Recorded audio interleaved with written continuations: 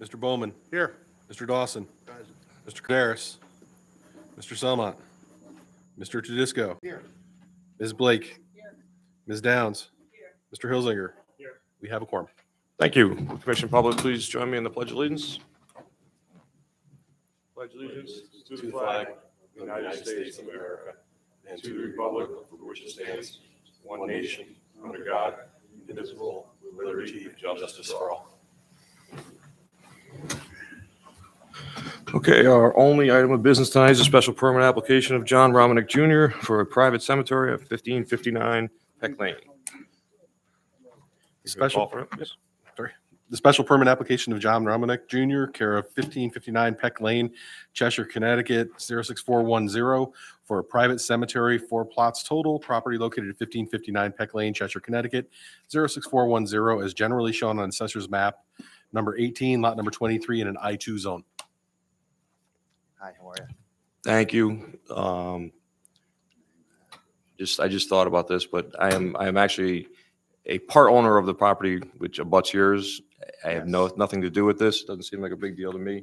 Does anyone see any reason why I should recuse myself from this? Okay. I didn't even think about it until just now, but we just need your name and address for the record, and then John tell Romanick us what you're Jr. going to do. John Romanick. And if you could speak up too, because Marilyn's at home. Oh, okay. For, John Romanick Jr., 1559 Peck Lane. And I'm looking to make a 4-plot cemetery for my dad that just passed away. And the state of Connecticut told me to make it 4. They said, just in case you want to have an extra person in there, do it now. Don't come back in 2 years. So that's how I did it. I'm hoping nobody else dies.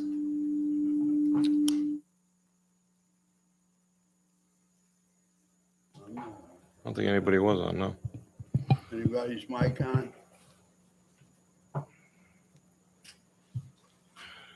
I have a light.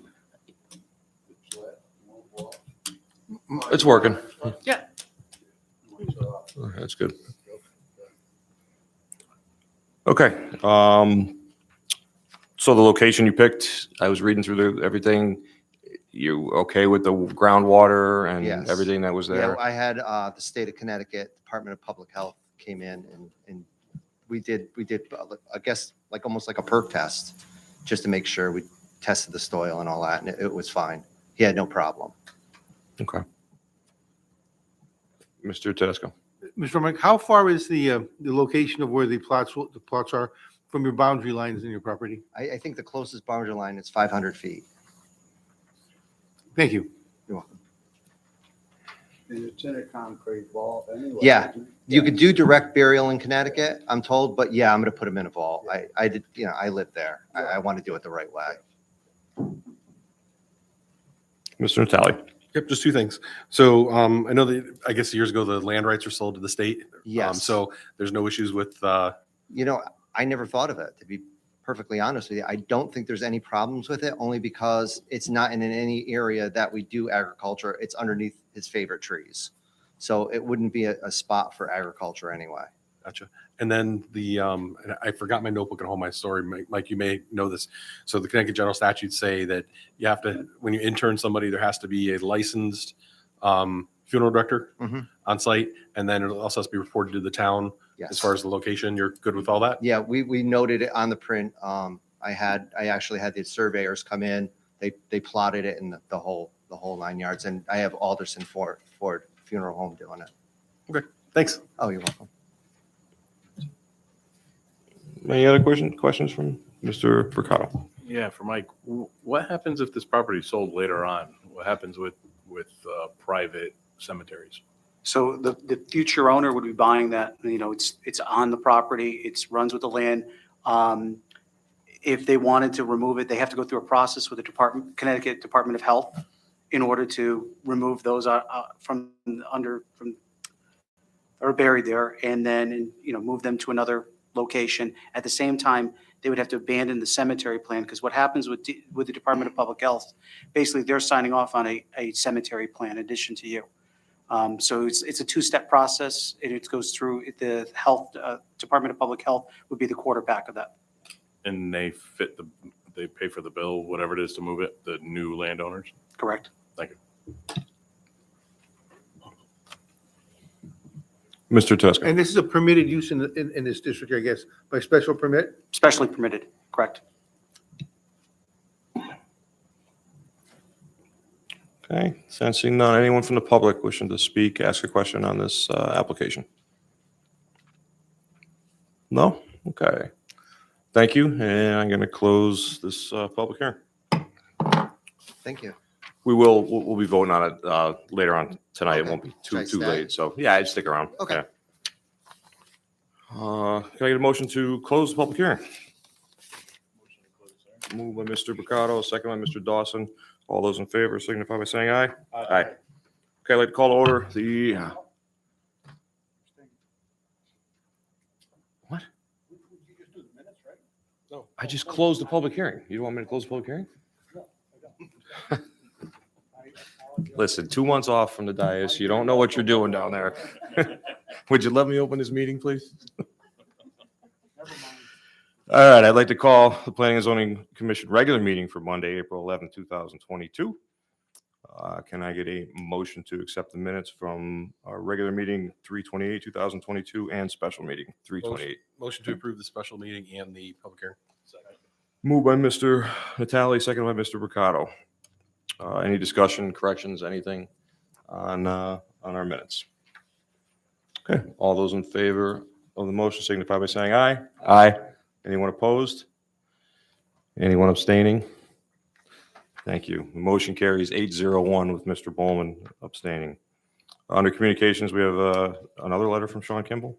So this was on your previous agenda. This is the 824 referral concerning the re-subdivision for East Mitchell that we'll discuss later. Then you also have a memorandum from me dated April 6 concerning Bloom Energy proposed fuel cell, Azudos. They are proposing a fuel cell that exceeds 1 megawatt in power. So therefore, it's under the jurisdiction of the Connecticut Siting Council. But under docket 34, the applicant is required to notify the individuals or agencies they otherwise would seek approval from. So this is just as a correspondence review. I looked at it. It doesn't look like there's any real conflict here that I think that is worth the commission commenting on to the Siting Council. The fire department, actually, was forwarded to the fire department for their review to see if they have concerns, which we will forward, my office will forward their concerns should they have anything. Okay, anybody else have any other questions on that? No? Okay. Moving on to unfinished business. Do we have a motion for the re-subdivision modification of Strathmore Holdings LLC? Yes, application, motion to approve 64, 69, 70, 80, and 0 East Mitchell Avenue, Strathmore Holdings LLC application for re-subdivision due to the modifications of street layout. The Cheshire's Planning and Zoning Commission finds that the proposed application for re-subdivision as shown in the plans depicting proposed right-of-way to be deeded to the town of Cheshire, prepared by SLR revision date October 12th, 2021, is consistent with the requirements set forth in the Cheshire subdivision regulations and Cheshire zoning regulations, hereby approves the application. Move staff order. Moved by Mr. Natale, seconded by, who was Mr. Dawson. Okay, and Mr. Bowman is not voting on this, correct? You're going to abstain from not being here. 1, 2, 3, 4, 5, 6, 7, 8, 9. So everyone else up here, except for Mr. Bowman, will be in on this vote. Just for the record, though, I have read the minutes and I have looked over the material and I am familiar with the project. And I feel that I could vote on the project, but because I have been away for several months, I will recuse myself, or not recuse myself, but I will be abstaining. Okay. Any comments on the motion? Yeah, one question. So that the right of way is for the sidewalk? No, this is the right of way for the, go ahead. This is just for the right-of-way for the cul-de-sac and the realignment of the street, not the what southwestern corner of the property. Okay. Mike, what did the fire department say about that? They were in favor of that improvement. That cul-de-sac meets your subdivision regulations. Okay. Any other discussion? Okay, all those in favor of the motion signify by saying aye. Aye. Anyone opposed? Anyone abstaining? Motion carries. You're not abstaining. You're not voting. We have 9 members up here. You're not voting. You're out. So the motion carries 9-0. Okay. Number 2, zone map change petition. We So have a I- motion for that. Actually, Mr. Chairman, I have a motion first for the 824 referral because it's related to the re-subdivision that was in your communications. I'm sorry, it's a little out of order. Normally, Okay, the sorry. re-sub was approved. So it's a motion to approve or motion to send a positive referral concerning 6469 7480 East Mitchell Avenue, Strathmore Holdings LLC application for re-subdivision due to the modification of street layout pursuant to CGS 8-24 referral. Commission finds the modifications are consistent with the goals and objectives of 2016 Plan of Conservation Development and therefore provides a positive referral to the town council pursuant to Connecticut General State Statute 8-24. Move, Mr. Kaderis, seconded by Mr. Dawson. Any discussion on this motion?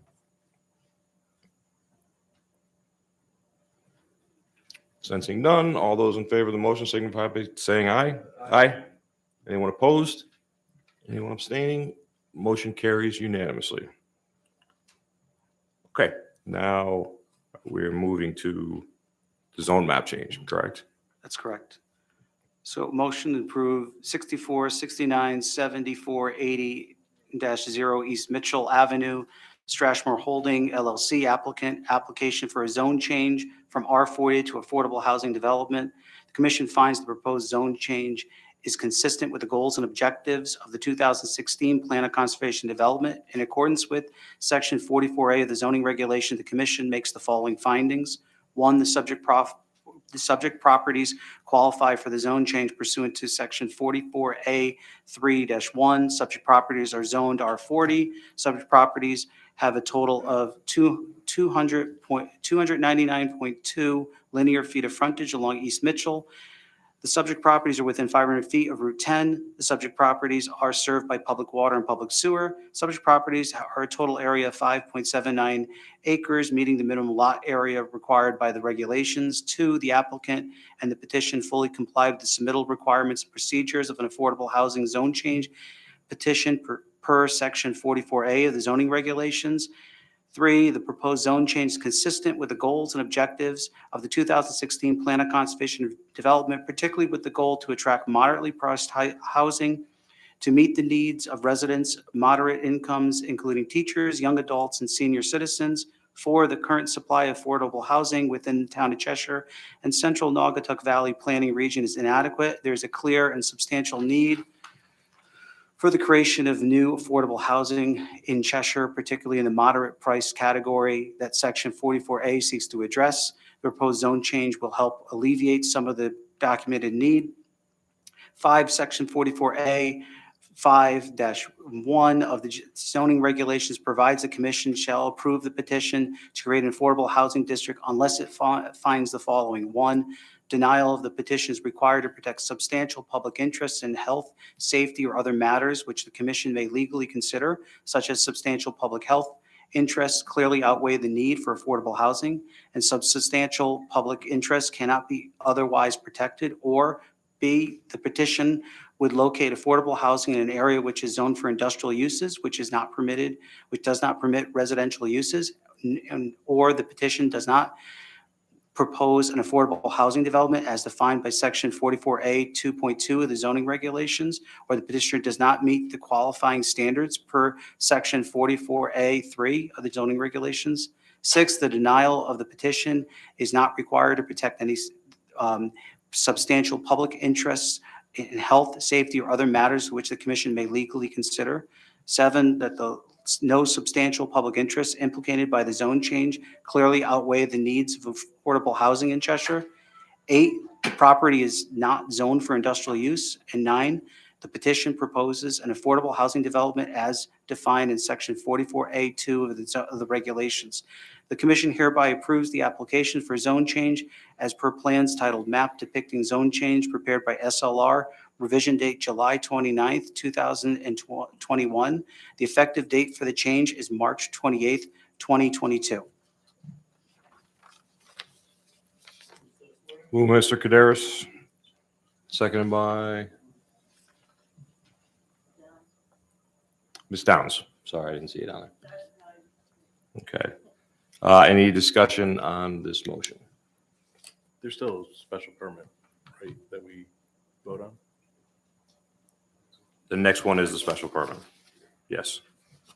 So if there's safety issues that could be addressed in the special permit, do I do that in the special permit, or do I do that here where I think it's unsafe? If you want to make it specific to the application, then I would suggest do that during the special permit. Okay, thank you. Mr. Natale. Oh, I'm sorry, it's Lou. Right, there's going to be a condition, wasn't there, that the applicant had agreed to, number one, to construct the sidewalk as discussed, and then also to maintain the sidewalk during snowstorms. Do you have language on that that we'd use during the special permit vote? Yes, Okay. yes. Thank you. So I did see that language in there. So just for the record, I want to make this clear. If we approve the affordable housing, this motion, and we approve the special permit application, nothing can be built. They can't start building until all the items in number 2 under the special permit are fully satisfied, correct? That's correct. Thanks. Any other discussion on the motion? Okay, all those in favor of the motion signify by saying aye. Aye. Anyone opposed? Anyone abstaining? Motion carries unanimously. Moving on to the special permit. A motion to approve 64, 69, 74, 80, and 0 East Mitchell Avenue. Strashmore Holding application for a special permit. The Cheshire Planning and Zoning Commission approved the application for a special permit in order to construct a 56-unit affordable housing development as per plans titled East Mitchell Avenue Residential Development prepared by SLR, revision date March 8th, 2022. Further, the Cheshire Planning and Zoning Commission find that the applicant has demonstrated compliance as the standards set forth in Section 40A of the zoning regulations. The special permit approval is subject to the following conditions. 1, the final plans shall incorporate the following changes. A, all water mains need to be 8-inch diameter or greater.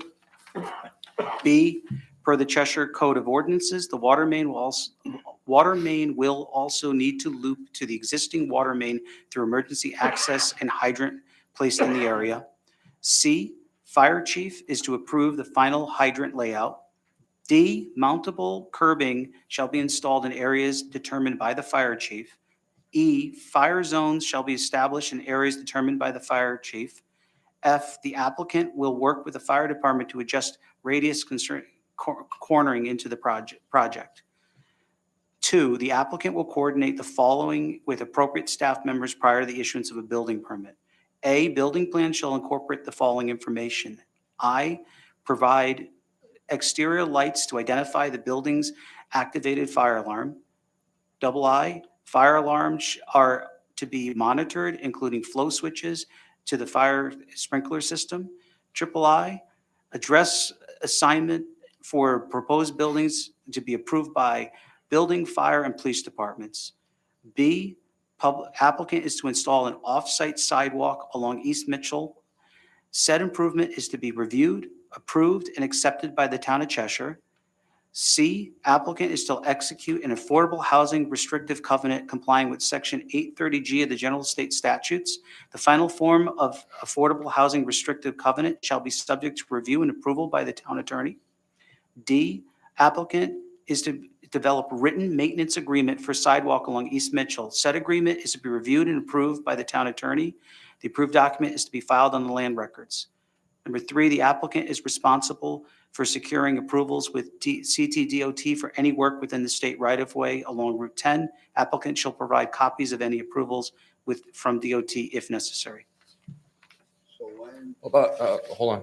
I need it moved and seconded. Sorry. Would you like to move it? Move by Mr. Dawson, seconded by Mr. Kaderis. Mr. Dawson, you have the floor.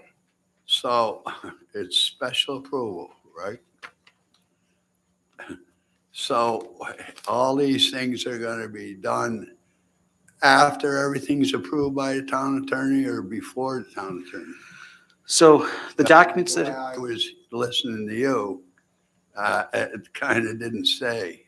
so the documents, in order to, they're required to be filed on land records. And the form needs to be reviewed and approved by the town attorney before they are filed on land records. In order to get a building permit, all of these things need to be executed. That's good. So it's going to be checked by staff, signed off. Yeah. And then then they can proceed. But they cannot start building until these items are addressed. And that's the affordable housing restrictions to make sure that one, that covenant is there. So we know that it's there. And two, since they agreed to do the maintenance, that we agree that the structure of this maintenance agreement, and it'll be filed in land records. You did an excellent job, Mike. Thank you. Anybody else who wishes to speak? Mr. Natalia? Mike, what do you think about adding just two words? So it says the written maintenance agreement for sidewalk along East Mitchell. I know that when the applicant came in, they were talking about they're going to have one section over here, then it's going to cross, and it's going to be another section over there. Can we add the entirety along, so for the sidewalk along the entirety of East Mitchell? That can clarify, yeah. That's what I intended to say, but yeah, I agree with you. That makes sense to add that. And that's all, that also means all seasons, right? Snow removal, mowing, whatever it takes, right? Yes, well, I mean, if that's what you want, yes, that's what staff's going to relay the message that Yeah. that maintenance agreement means everything. Good. He's gonna maintain it all too, right? That's what they agreed to. Right. So then I'd like to make a motion to amend, Yeah. to add the words, the entirety. Can we hear the whole part of it, if we could? So then it would be, you're amending 2D, and it would say the applicant is to develop a written maintenance agreement for the sidewalk along East Mitchell's entirety. Said agreement is to be reviewed and approved by the town attorney. Approved documents to be filed in land records. He's gonna maintain it and shovel it himself, and the people aren't gonna do it. That's the maintenance agreement that he's talking Yeah, about. Yep. yeah. Are you and Mr. Kaderis okay with the change? Accept it? Accept it, okay. Any other discussion on this motion? No? This is a tough one. I'm really happy that that the applicant did do this sidewalk. That was a big thing for me, was, when you consider the safety in the area, the sidewalk for me was a big one. And also, I'm glad that we not only listened to their traffic advisor, we also brought in a separate traffic advisor who came with the same conclusion and that what was said was going to be safe, and the amount of cars and what would travel on that road. So I was very happy with those two things, and I think we did a good job on this application. So with that, all those in favor of the motion signify by saying aye. Aye. Anyone opposed? Mr. Mercado opposed. Anyone abstaining? So the motion carries 8-0-1 with Mr. Mercado opposing. Okay. Moving on, do we have a motion for Mr. Romanek? Motion to approve application 1559, Peck Lane, John Romanek Jr. applicant, Cheshire Hollow Associates owner, applicant for a special permit. Cheshire Planning and Zoning Commission approved the application for special permit, the construction of a 4-plot private cemetery as per plans entitled Complication Plan prepared for John Romanek Jr., 1559 Peck Lane, Cheshire, Connecticut, prepared by SLR, revision date March 11th, 2022. Further, the Cheshire Planning and Zoning Commission find the applicant has demonstrated compliance to the standards set forth in the Cheshire Planning and Zoning Planning and Zoning Regulations, I'm sorry. Move Mr. Dawson, second by Mr. Mercado. Discussion on this motion. Mr. Natale. Yep. Just a quick question. Do we need to add anything in there about the just complying with state statutes, or? The have funeral to director is comply. required to do that. Yeah. Okay. So I think we're safe on that. Okay. Cool, thanks. Any other discussion? Okay. Mr. Bowman, or what's that? You're gonna, okay, so we will replace Mr. Kaderis with Mr. Bowman. Okay, all those in favor of the motion signify by saying aye. Aye. Anyone opposed? Anyone abstaining? Motion carries unanimously. Thank you. What's that? Yeah, you're all set now. You're approved. Yep. Thank you very much. Thank you. You're welcome. Okay, tabled applications. We had the micro cultivator, which is tabled till the 25th of April. And now we just open up to another workshop for our affordable housing. We met, you gave us a brief little talk. Anybody want to go over anything that we did last time? Mr. Bowman was not here. I think he would like to bring something up, but the floor is open to anyone. This is our workshop, so. Mr. Bowman, it's all you. What I'd like to suggest is that as part of the affordable housing plan, or in conjunction with the affordable housing plan, there are many pieces of property in Cheshire that I think would be or could be set aside in a conservation easement or outright deeded to the town of Cheshire, with the ability of preserving their development rights. And I'm just going to give you an example. Someone has 5 acres of land, which they really don't want to see developed, but could be developed. And so instead of developing it, you take the owner obviously would be, would have to, agree to this or apply for this.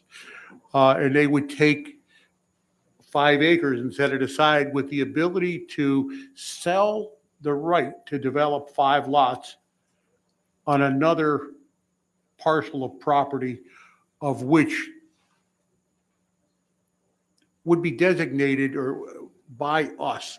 And my suggestion would be somewhere in the corridor of Route 10. It's an idea, it has to be refined. I think there's been some work done to review some of the other towns that have this type situation. And what it would do, at least in my opinion, I think it would preserve some of our spaces in Cheshire without someone giving up the right to the developments and the money that would come from the developments. Therefore, I don't even know I don't even want to name a piece, but X piece on South Main Street has 10 acres. And you could put in at a density of let's say 10-1, you could put in 100 units of affordable housing. Well, this would give you the ability to put 105 units of affordable housing in. It does 2 things: to preserve some of our open space, some of our parcels in town, which Cheshire does a phenomenal job with open space. Over 20% of Cheshire right now is in designated open space. So I really think they do a job, but I think this is another tool for us to save some of these spaces and further our open space without jeopardizing the development or the rights of someone to be able to develop their property. It's something that I've been kicking around for years and years and years, and I think that I had presented it several years ago, and at that point, I think there might have been bigger fish to fry in Cheshire with some of the developments that were going on, and it kind of got pigeonholed. But I think this is the perfect segue to bring it into to our affordable housing and to save some of our open space. And it really isn't a presentation. It's just I'm just throwing out some ideas that I've been kicking around for years, so. So how does that, that owner of those 5 acres, how do they get reimbursed out of that other property? It would be ABC Development Company has 10 acres on South Main Street. They could put 100 units in. I would have those, and I'm saying I don't know, a person would have those 5 units available because they took and donated this 5 acres of land to the town of Cheshire or put a conservation easement on it.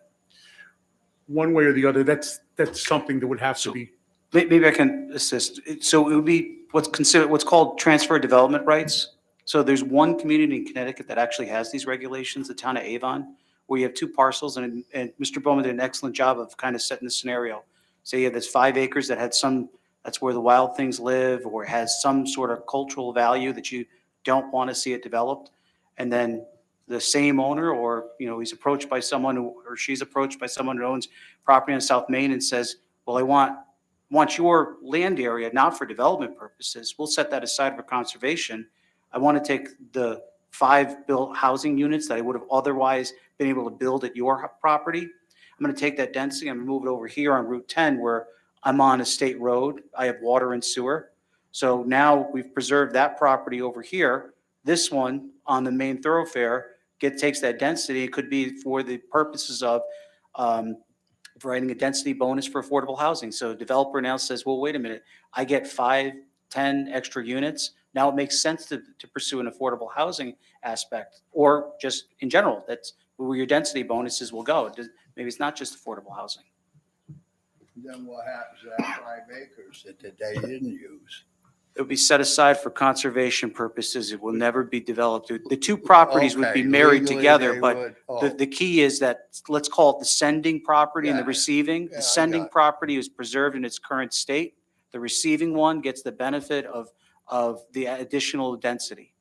And Cheshire markets that or lists it as that's available. There's 5 acres open for this. Well, that would almost be a private sort of, I don't think we really should be marketing it that. That would be a tool. Let's just say, Bill, if developer came into my office and said, I'm looking at a property on Route 10, I want to build X units. It's allowed whatever permitting process. And they said that this number is what makes it work. And I explained to them, well, under our current regs, whatever, this is the density. It doesn't work. But then all of a sudden now you have this second party that comes in and says, well, I got something that's worth protecting. I can give you that added units that makes your project work. for And if whatever they have a purpose. house on that, on the sending one, they can stay there even though it's under conservation until, I'm going to give you an example, and it's a good example. It's not good for me, but I'm going to give you an example. My family has a piece of property in Cheshire, and this is for real. It is an old trolley right away that probably it's 50 feet wide, and it's probably 3/4 to a mile long. Nothing can be developed on it, so it's held at open space. We pay next to no taxes on it. So let's say there's 5 acres there, and I don't know what it is, but I do know that my family owns this right away.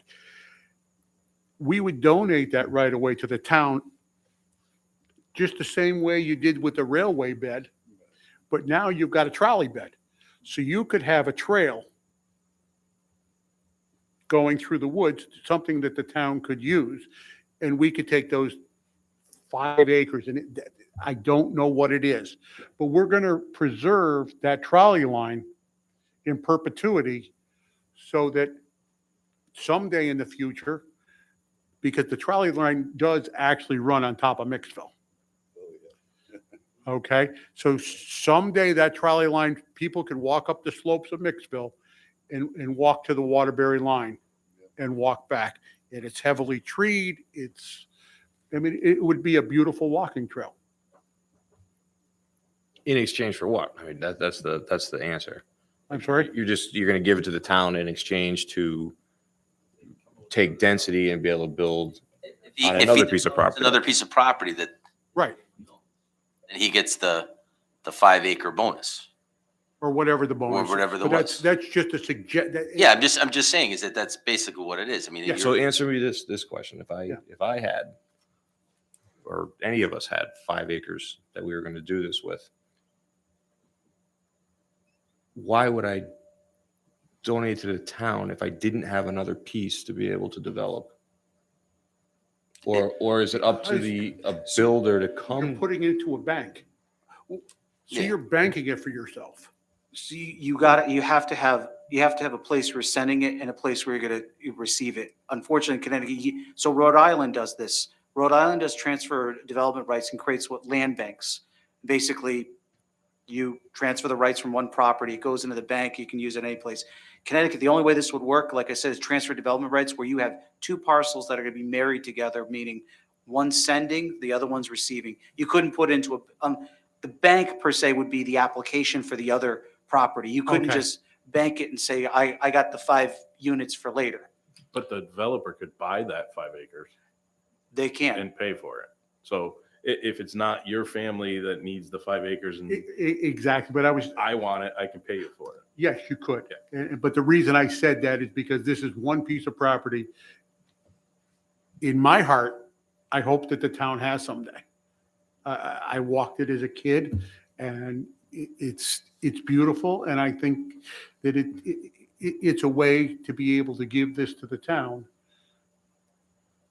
and still have the usefulness of those development rights, so. But they still have the right to development rights, right? Right.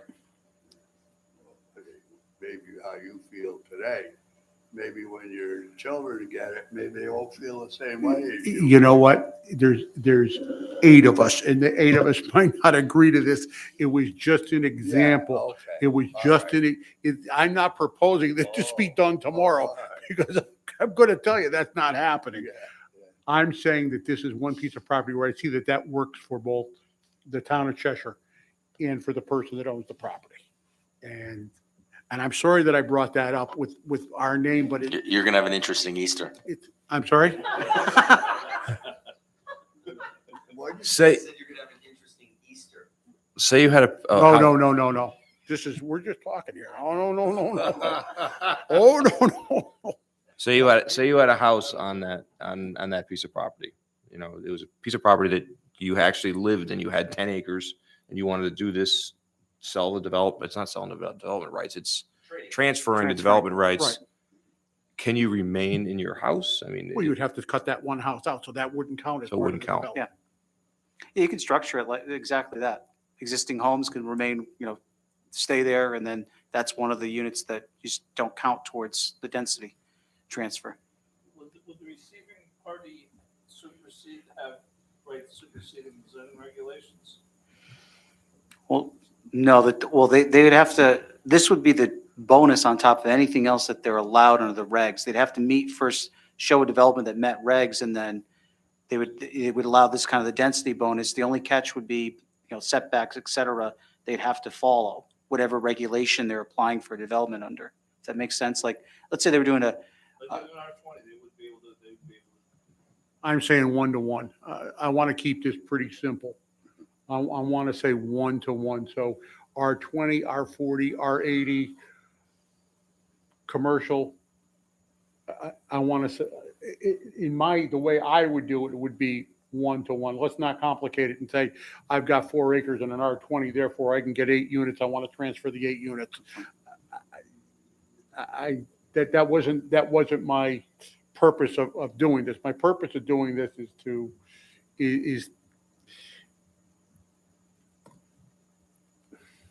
the idea came up because of something that's going on in Cheshire right now with another piece of property that I have nothing to do with.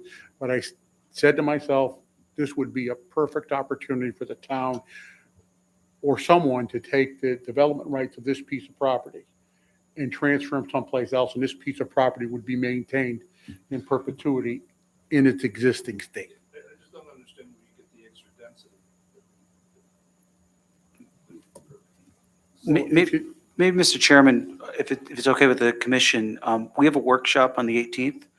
I could put you together get like a rough draft of kind of what we're discussing, maybe. And can we see Avon's also? You said Yes. Avon has it, so you could pull Avon Avon's has and then a it. rough I draft. will provide that too. Get it to everybody before our workshop, our next workshop. Yep. That way everybody can look at it, read it, and because this is kind of confusing going back and forth. We're not Yep. going to get answers, but that would be.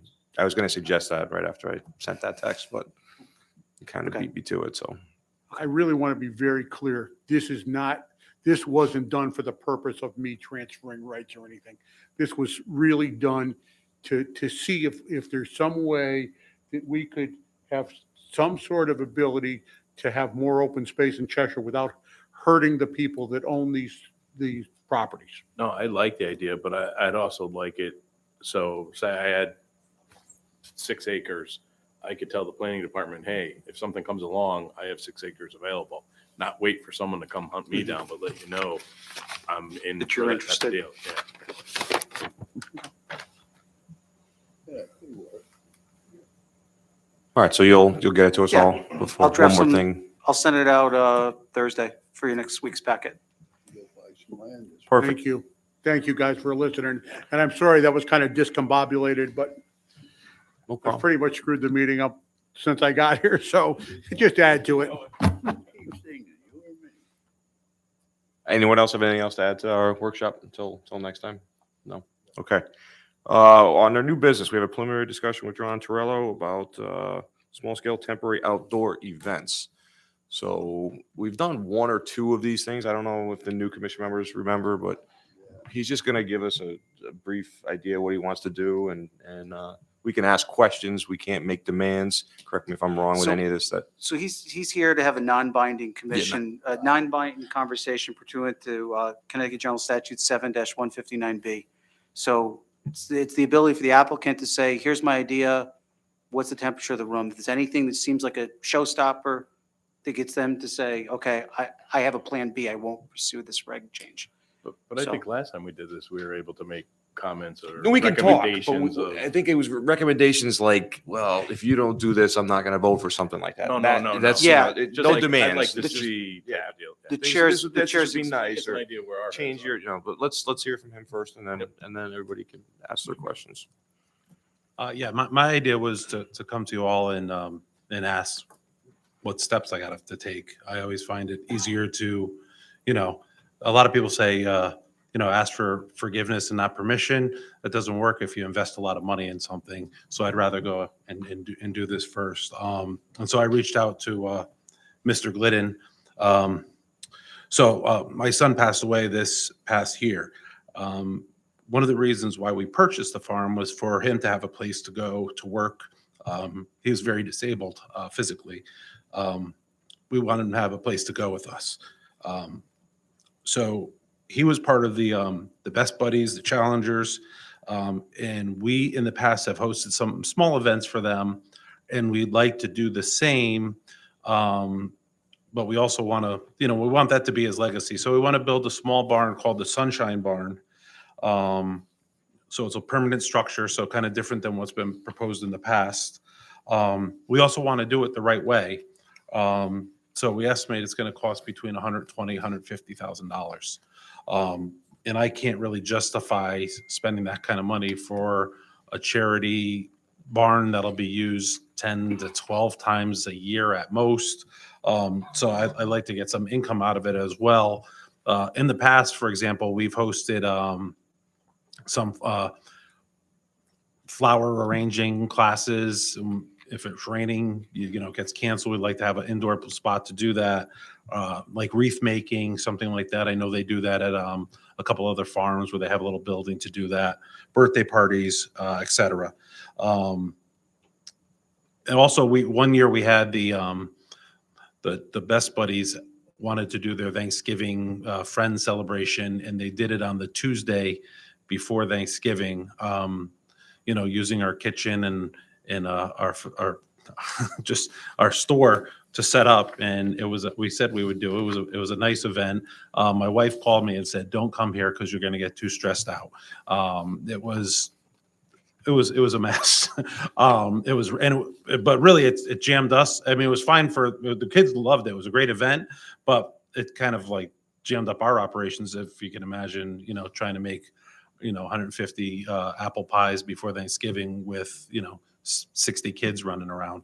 So we weren't able to do that. So I reached out to Mr. Glidden to say, what steps do we need to take and talk to him about some of the regs. And again, I know this has been done in the past, so I kind of used what was already there.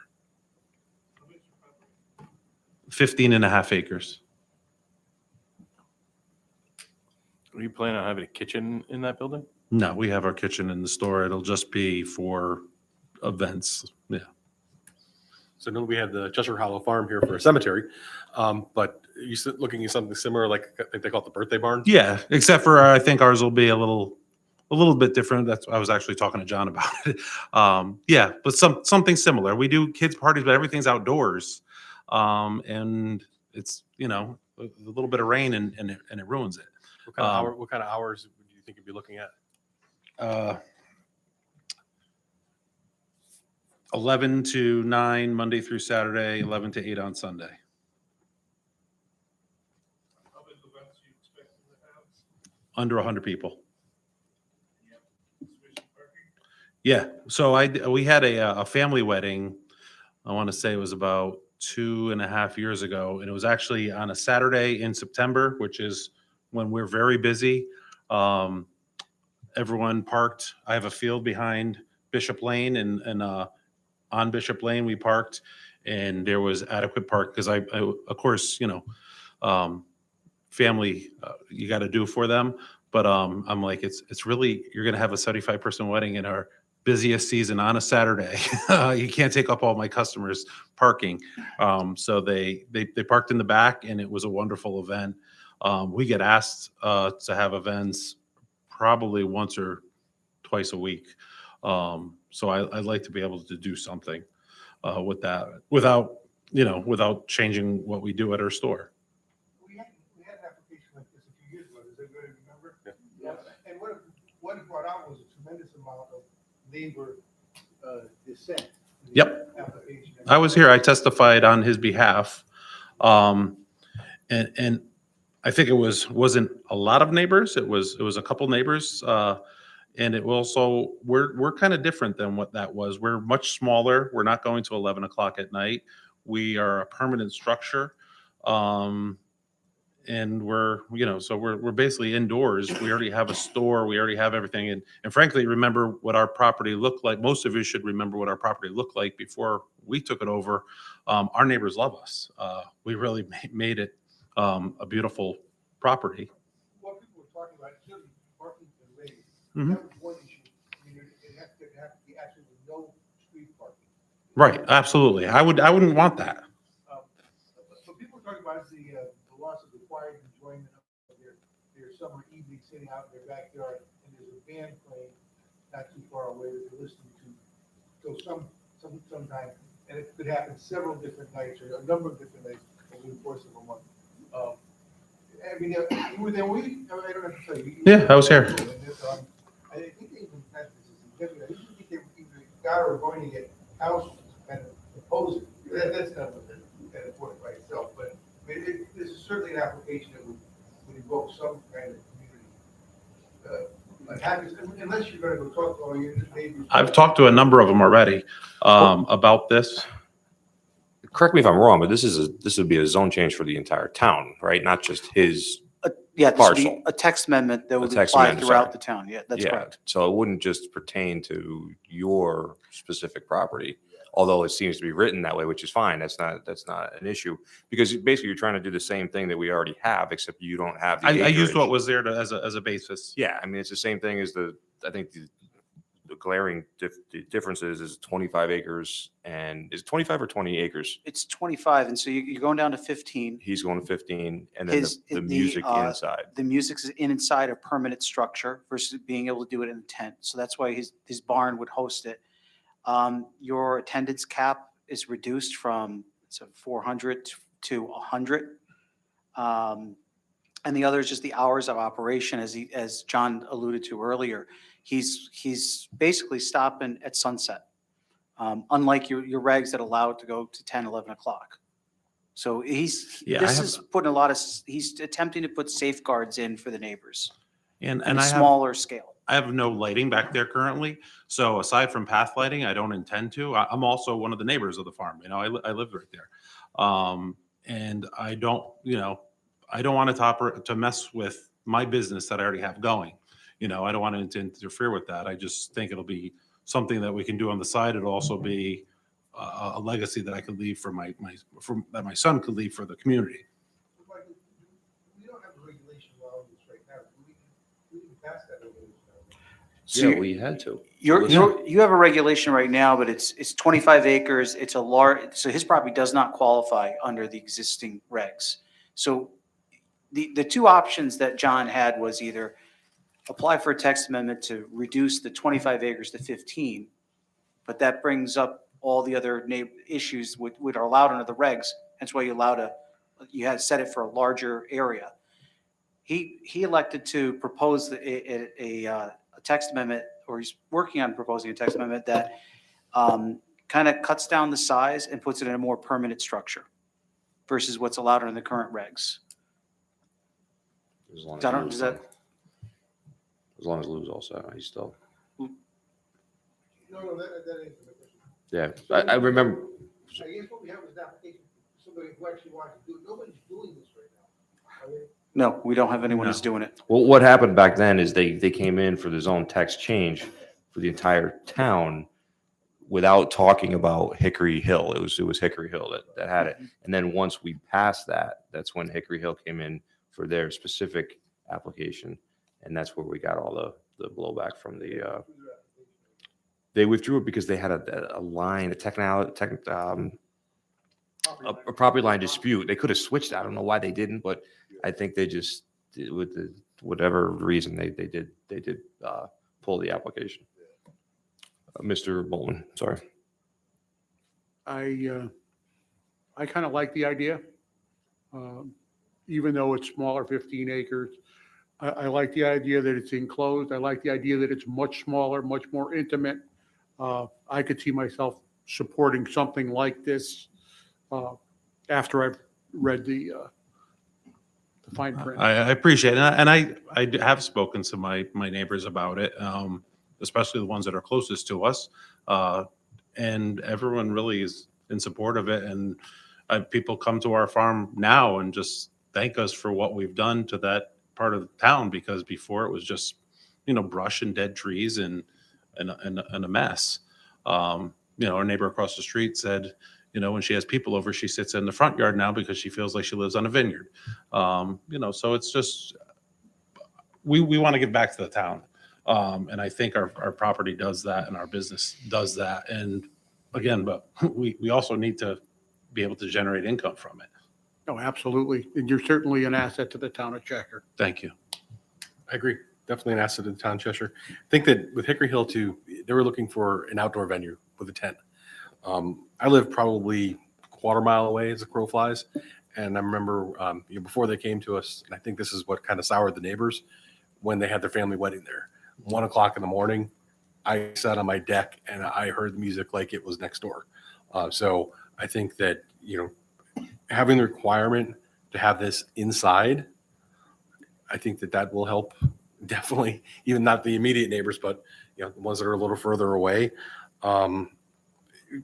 Just a question with that, when we're saying inside would be required windows to be closed, or it could, I just don't want to see, because again, it's across the town. So I just and don't wanna also I wouldn't, so I'm probably going to have a private party there, not in the barn, obviously, but at the farm in the next month or so.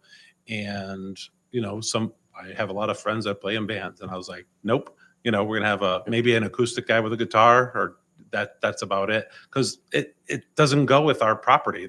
I think that would drive away some of our customers if there's a loud band playing as opposed to just some background music.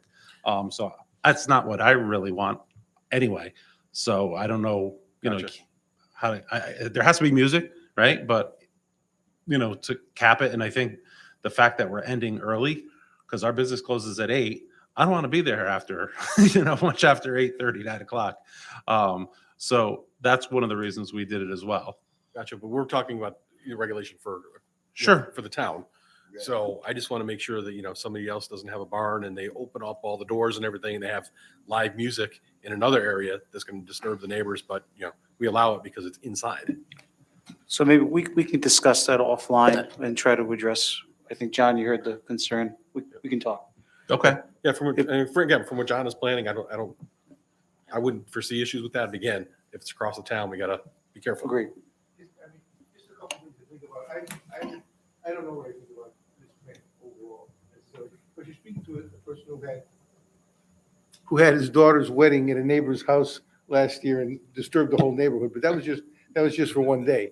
And it was a disruption, but to be more serious, I mean, it seems to me that something like this might be more appealing if it limited the number of times it could be done in a year, it really limiting the number of hours, how late something could go. I've already done that in Well, the okay, I'm just asking you to think about it. Yeah. Maybe it would need to have more than that. I don't know. You proposed something Mhm. that's worth thinking about, but I mean, I think you can do this for 8 months of the year. So most of the year, this would be possible. You could have events. I don't know. That you have that- I'm asking for 8 months out of the year. We close December 23rd, and I don't want to look at the farm for at least a month or so. And besides, I have to go and clean it. So I'm talking April to August. So like when it's the winter and it's dark, I do want to do stuff like wreath making in there which is not a nighttime event really. So which months would it be closed? January, February, March. Okay, 3 months a year. All right, so at least nine months of events, Mhm. perhaps, and with up to 6 events a week. I mean, I don't know that we get that much business. It's unlikely, but it's at least possible. It certainly could happen. I guess. I mean, I think there's an issue with that much commercial activity, but Yes. What about alcohol? I mean, people would just bring their own. Yeah, I'm not applying for an alcohol license or anything like that. So yeah, we're there to have a space to rent it out. And if we were doing 6 days, we're only open 5 days a week, Wednesday through Sunday. But if I did that many, I think I'd fall over. Well, you do have to remember that it's not just yours. No, I get what you're saying. Yeah, I Whatever know. we approve is going to be for anyone with Sure. 15 acres or more and all the standards that are in here. Sure. So we have to take. Yeah. I in get fact, what like, you're saying. you could have someone come in that, 3 or 4 people are partners and they wanted to have a party every night and lose right. It might be Yeah. too much. Yeah, no. So it could be something you could do. Well, I twice think a it week or- also says that it's for a farm, so I think that does limit it. The original There's a few regulations. farms in this town. There's a So- few, but It would be by special permit, correct? Yeah. That's correct. sure. Gives us input.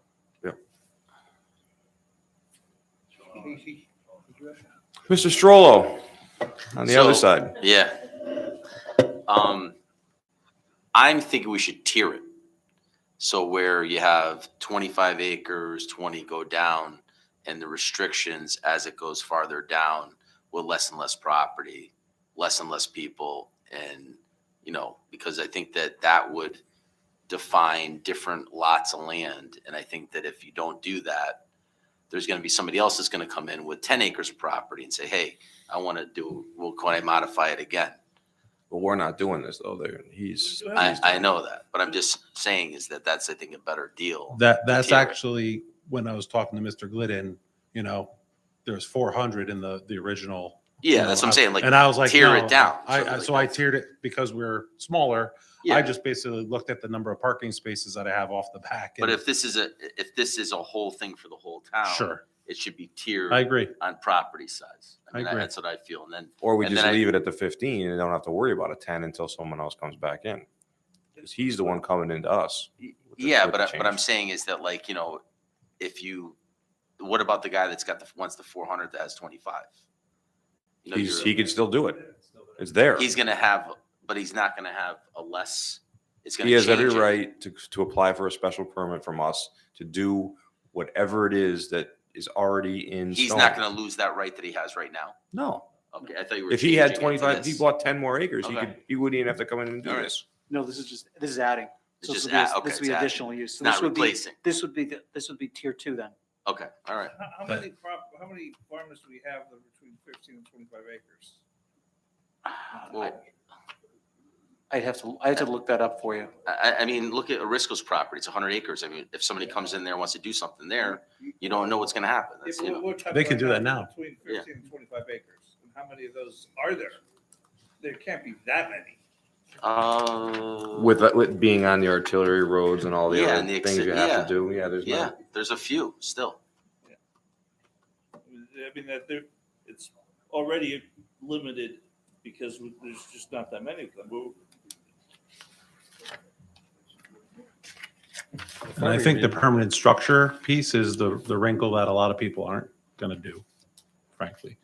It's one thing to put up a tent, like the current regulation says, you could always rent a tent and send it back, but to say it has to be within a permanent structure, I don't know how many people are willing to make an investment like we are to do that on the off chance that you're gonna be able to rent it enough to do that. And that's why, again, nothing about your plan. Yeah. Just when we're looking at the whole town, because thinking about that, the farms, somebody has a greenhouse, it's an enclosed space. They open up all the windows, the loud music, everything else could disrupt that. So we really, I'm going to stress that again, we really need to look at that. Question I ask of that is how many greenhouses are their neighbors? Right. Look at Michael's. I mean, there's. It's right there. The Well, I mean, greenhouses- You have Zentech, you have Michael's, you have, Yeah, a I lot mean, of there's them, that's still residential. several farms that are active. No residential. So- rights, man. But most of those, I think, are over 25 acres, so they already have that I don't right. know if Michael's is. I think they might be. Up on, Plank Road there. Um, Here's the catch. If they were to apply for, let's say that perfect world, John gets his text amendment, this is in place, and they wanted to apply for this use. The two things that they have to deal with, one is the minimum 150 feet from any off-site residence and 50 feet from a property line. If the structures, the permitted structure they wanted to use didn't meet those setbacks, they could not do that under this reg within those structures. They'd have to build something new that met those setbacks. But if it did, But if it did, under the special permit, do we have the They could do ability it to through- say windows closed, doors if it's a barn closed? so special permit process gives the commission a higher degree of discretion compared to the site plan. So you could go that far and say, listen, you sit in a hollow, everyone's gonna hear everything going on there. We really, when we meet indoors, we want it, all the doors are closed, windows, et cetera. You could go to that extreme. But maybe it's something that, the applicant can work with staff and we'll try to figure out a way that maybe massage it into a reg. And again, I think it's a really good idea. It helps you make money. I mean, like I said, if you can make that extra money and add to the town, it's good. I just want to make sure that we're protecting every neighborhood that has potential to have something like this. How about if we limit it to a route, a main road, because that's Route 70. We could do that too. Put in the reg that it has to be on a main throughway, like Route 70, 68, 10. then It kind of that- is. They describe it as a artillery road or something like that, isn't that in this Yeah. also that he's looking at? And then it's defined and they'll tell you which one of those roads they are. You're talking for the smaller pieces. He Well, had that it in would, here, that would too. eliminate the smaller pieces. Like if you, like, let's say you have like a small farm on Wallingford Road, okay? And they have 15 acres. They build a barn and then they start having a hoedown. You know what I mean? What are you gonna, you're making this regulation that's gonna allow that. Well, by special Yeah, permit. That's what I'm saying. So like, but if you limit it to like 68, 70, Route No, 10. I'm good with that, but are you saying just the 15 or less, or the 15 acre or the 25? You can't change the 25, there's no 25. You can't change to 25, but I'm saying at 15. And I On the believe there 15, is. If yeah. you limit it to that 15 to the through roads, he's on Route 70, he's on a main road. Yeah. So as long as it's a state road with access, then you eliminate anything like Wallingford Road or Higgins and I believe the Road, or, 25 does have. That's- it is so I could stated read about- Cheshire Street. Yeah, I could read from it. What it says is, the working farm hosting events shall be a minimum of 15, 25 is crossed out, 15 contiguous acres. In common ownership or leasehold and have access from an arterial or collector street as defined by the Connecticut Department of Transportation's functional road already in there. classification. For 25. Yeah, but You can say Collector state Street is Wallingford Road. It is Wallingford Road.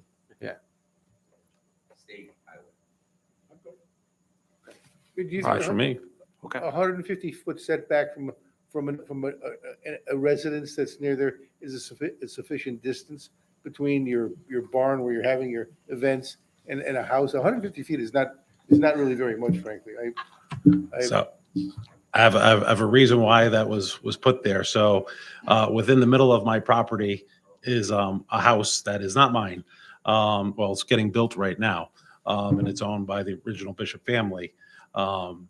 And that's how far away it is. They're all for us doing it. I have the right to, when they sell it, to buy it from them, which, like I said, it's kind of an island in the middle of my property, but that's why that number was chosen, because, But what about, what's around your property? Residential neighborhoods? yeah. Well, to two sides, yeah. Well, I don't know exactly what piece of property we're talking about. All right, but we're talking about, which doesn't really matter, because we're talking about a town-wide regulation, so the particular piece of property doesn't matter. What I'm thinking about mostly is homes, people living in neighborhoods that are adjacent to the area where we're going to be having certainly great events on a regular basis. It's hard to see how that's not going to have some impact on their homes and their quality of life. So I have a problem with it, perhaps. But I certainly, I'm trying to remember, last time I think I was even helping write some of the regulations to help out with it. I remember doing that. So I don't know that I'm negative entirely, but I do think that there's, especially after hearing all the neighbors that were unhappy about it, that I think that there's issues with this type of a development that you have to be careful about. So you heard, the good and the bad that from us, and I think the good could quite possibly outweigh the bad, and I would encourage you to Take the next step. All and with some of the comments that we had all made here tonight, and see where we go with it. Yeah, and when I talked to Mr. Glenn, a lot of the conversation was about, because I was familiar with what happened before, and protecting, the neighbors in the neighborhood. And we believe in being good neighbors. Whatever you give to your neighbor, you get back 3 times. So I think that's, I do think it's important, which is why I've talked to the closest ones before I even, broach the subject here. Sure will. The trouble is with that is every time somebody comes in for special approval, that's fine for them. When they sell it, somebody else wants to have a big horse rink and a big barn out, things change. That's the only problem that, you're a landlord. We can't make you do this and that. We can only follow the rules and the regulations. Special approval is a nice thing because we can say no because why no? I don't have to tell you it's special approval. I just don't like the idea. Sort of like Mr. Tedesco said, but he didn't say it that way. But basically, special approval is nice, Special permit's nice. Yes, because we Gives can us make, latitude. we can either buy it or not buy it. And I know you, and I know your word is good, and I know you'll do what you say. Quick. It's the next guy all the time. That's what happens. to us. Understood. Oh, John's a nice guy and he did everything he said. Now this guy just bought it and look what's going on. But what's that? I'm sorry, what do you I'm gonna go have a drink. Okay, Woody's gonna have a drink. I just say, take yourself out of your shoes and just think about that guy that doesn't care about his neighbors. Right. And what he could potentially do. Sure. The other thing that I just thought about that makes us also a little bit different is that, when we renovated, we had to redo our septic system. And we have a septic system that accommodated a 50+ person restaurant, which was kind of problematic to me at the time because I didn't understand why we had to build such a thing when there was just basically a hole in the ground before. So it was quite costly to do that. And you'd have to ask Chesprocott why we needed something so huge because frankly, it doesn't get used nearly enough. I kind of, use it before I go home just so I can get my money's worth. So we also have that, and I don't know if we could put anything in there about having the proper leaching fields or whatever, but we have plenty of it, and so. On the positive side, I mean, the plan of development encourages us to be innovative with use of farms. And this is something that'll support the farming and the innovation, and it's something that as a general, without specifically looking here, I generally look favorably on. Yeah, and I honestly, when we're opened, I get asked at least once or twice a week, and I tell people, when they say, why can't you? I'll say, go to the town. It's not my call. But it's kind of like a waste of space almost to just have it. It's just a empty spot. I can't plant in front of it because of the leaching fields. I guess I could, but I don't want to. So there's a nice little area right there that's opened. It'll be beautiful. We've already kind of looked at what it would look like, and the accessibility and all that. And we just think it'll be something that'll be great for the town, in addition to our farm. Like I said, but we're I get you. we're with you. But you right. do have to remember that this will go to the whole town, not just Sure. your place. But keep that in mind when you guys are talking the way you're going to talk, and then hopefully we'll be hearing from you soon. That's great. I appreciate it. Thank you. All right. Thanks for. Thanks, guys. All right. With that, I'll entertain a motion to adjourn. So move. Move second. And everybody's in favor.